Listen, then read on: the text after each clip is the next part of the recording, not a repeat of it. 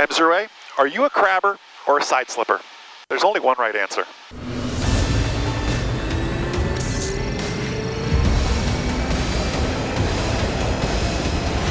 Welcome to the Safer Pilot Challenge. MzeroA, what is happening? Jason here. We continue on in the Safer Pilot Challenge, and I open this video with a serious question. Are you a crabber or a side slipper? Runway 23, clear to land, one departure prior to your arrival via Learjet.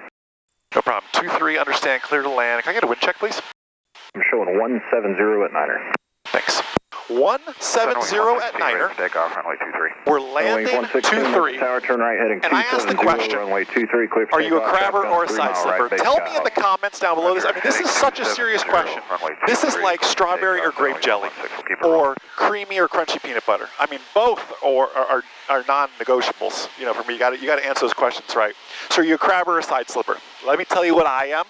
I am not a crabby person, but I am a crabber. No, seriously, there isn't a perfect answer.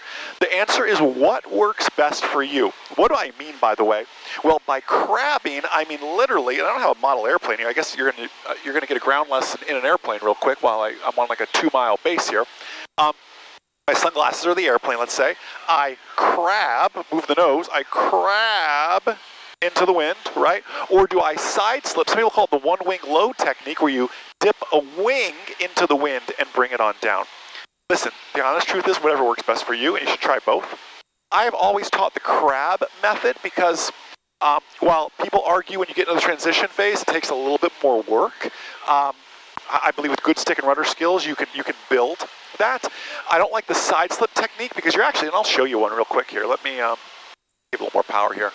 You literally put the wing down and give it a little bit of opposite rudder, almost like a real slip to keep you going straight to handle that wind, versus doing like this and crabbing into the wind with a little bit of pedal work there as well. Does that make sense? So we're going to do a crab to a side slip. Now, the goal of a crosswind landing is for the upwind wheel, which in this case, if we're landing 2-3, which you'll see here in just a second, the winds are from 170 at Niner, will be our left wheel. The wind is coming from our left. Now, on a base, think of it this way, and maybe the tail camera's out there, you can see this. 116, contact 4 miles departure, y'all take care. I've got a headwind now if the winds are 170, and I'm on a left base, right base for 2-3. So if I'm on a right base for 2-3, notice I haven't used flaps yet, by the way. I'll talk about that here in just a second. I am going to turn just a hair later than I normally would because the wind has pushed me through. Before I make that turn, I am going to add 1 notch of flaps. I don't like flaps in a turn. We'll save that for another video. All right, speed's looking good. I am also going to land less flaps, by the way. Why? Well, I want to get a better slice really through that air. I'm going to gradually make my turn around here. I can literally feel the headwind coming in now. I've almost stopped losing altitude. I just went to 300, 200, 100 feet per minute when I was a nice 500 foot per minute descent. Now look at this. I am going to crab. Do you see how my nose isn't perfectly? I'm going my next notch of flaps, and I'll be on my final notch of flaps. Do you see how I'm on centerline, believe it or not. I am tracking centerline, but I've angled my nose this way. I am crabbing into the wind. They call it because how a crab walks sideways. 2-3. I'm looking at 2-3. Now, I can't land this way. I will side load this airplane, or maybe even flip this airplane if I try to land like this. My power's back to idle. I've got a little more flap, a little less flappage, we'll say, than I normally do. It's okay to float a little bit on a crosswind lane. Now, watch this. When I get here, I'm going to give a little bit of right pedal, a little bit of left aileron, and hold it here with me. Hold it here with me. My left wheel is going to touch down first. Watch this. Hold it there. Hold it. Hold on left wheel. Hold on left wheel. Hold on left wheel. Hold it, hold it, hold it, hold it. And there it all comes down from there. And work in your proper crosswind correction. Some aerodynamic braking. Back right 3 here. Mike Zulu, turn right, contact ground point 6. Have a good one. Right, point 6. Thanks. 3 Mike Zulu.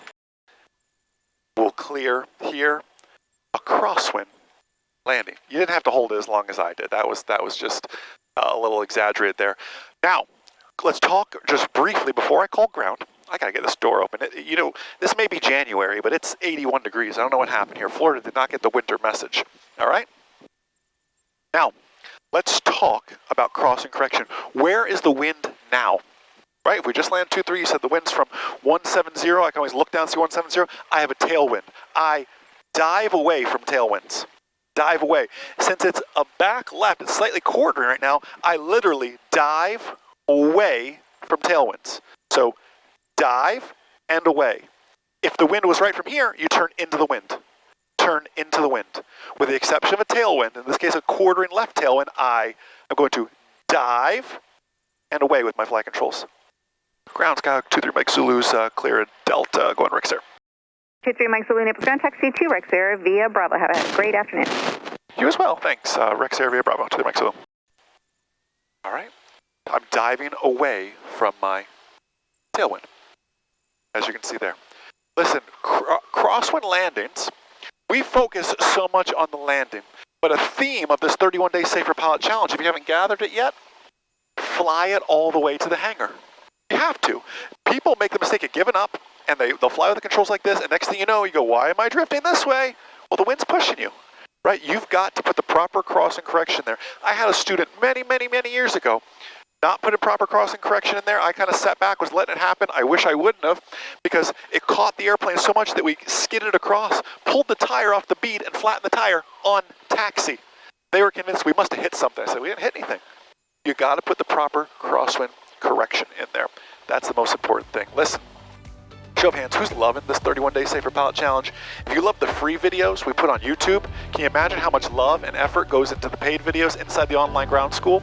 Check it out, MzeroAtrial.com, complete private, instrument, commercial, FOI, pass your written test, pass your check ride, make you that safe, real-world pilot. That is the goal.